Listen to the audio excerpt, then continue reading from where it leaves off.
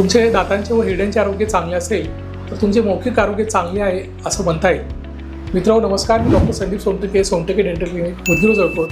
तर आपण बघूया मौखिक आरोग्य चांगले ठेवण्यासाठी कुठल्या गोष्टी करायला लागतील. तर सर्वप्रथम पहिली गोष्ट आहे, तुमचे दात तुम्ही दिवसातून 2दा ब्रश करायला हवेत.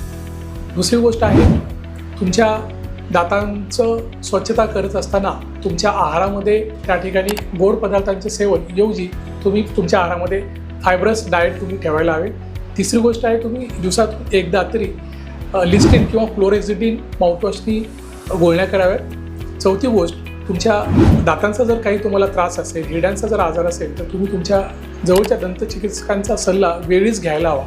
कारण स्टिचिंग टाईम सेव्ज नाही असं म्हटलं जातं, म्हणजेच वेळेवर केलेले विलास हे खर्चिक नसतात.